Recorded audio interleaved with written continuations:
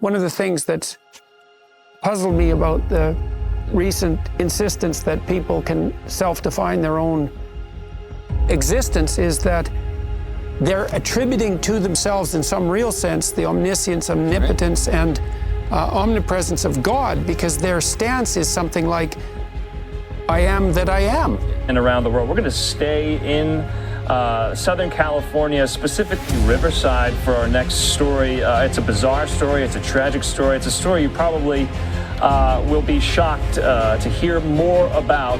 This Virginia police officer catfished a teen girl, traveled all the way to California, and ended up murdering members of her family. I know it sounds almost too unbelievable to be true. The day after Thanksgiving, Riverside police say Sheriff's Deputy Austin Lee Edwards out of Virginia brutally murdered Mark, Sherry, and their 38-year-old daughter, Brooke Winnick, then set their Price Court home on fire.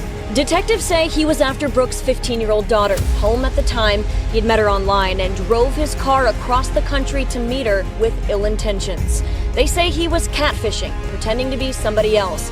In this case, a teenage boy, when in fact he was 28. During the pursuit, Edwards lost control while shooting at police and their chopper. Police returned fire and killed him. Edwards had worked for 2 law enforcement departments in Virginia with no priors or marks against his name. Investigation into the brutal murders of those 4 University of Idaho students. The community gathered to mourn them in an emotional vigil last night. Mourning the deaths of 4 University of Idaho students brutally murdered in their off-campus home. Their murderer still on the loose, while authorities maintain this was a targeted and isolated attack. Now, when I asked the chief about this case being in its 3rd week, he called that surreal. But Whit, he did go on to say they will not allow this case to go cold.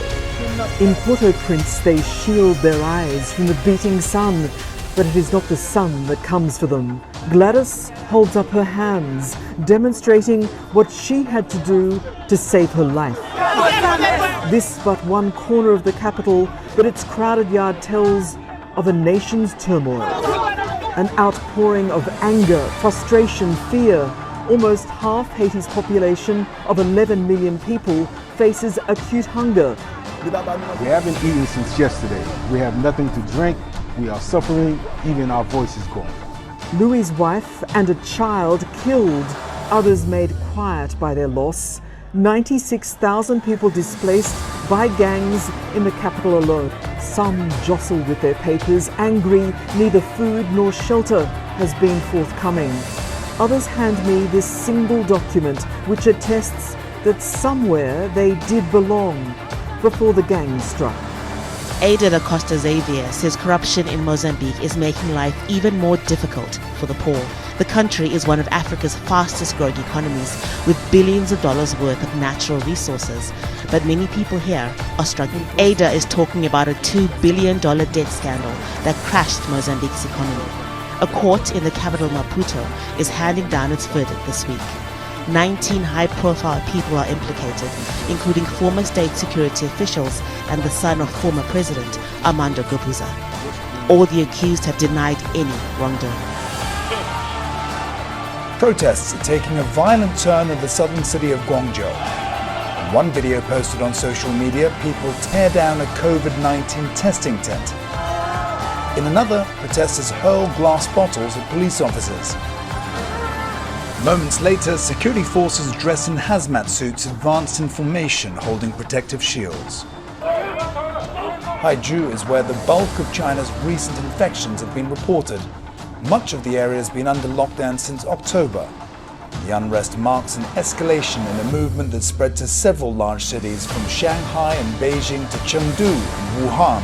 At 5, a protest at the Balenciaga store in Beverly Hills over the luxury fashion brand's ad campaign that shows kids holding teddy bears dressed in leather bondage gear. At issue are 2 very bizarre, disturbing ad campaigns that leave many people wondering what was Balenciaga thinking when they came up with those ideas. These are the images that have upset so many people. Young children holding teddy bears dressed in bondage costumes. I don't think teddy bears should be in bondage at all, ever, especially with children holding them. I thought it was absolutely disgusting. I mean, you can clearly see that they're using these innocent children as sexualization. You know, we talk about two different campaigns. It wasn't just the teddy bears in bondage. There was also a different Balenciaga campaign that had documents of a Supreme Court ruling on child pornography. So both campaigns, everyone on the internet seems to agree, very bizarre. And this group in particular says it is the exploitation of children, and anyone who buys from Balenciaga is agreeing with that.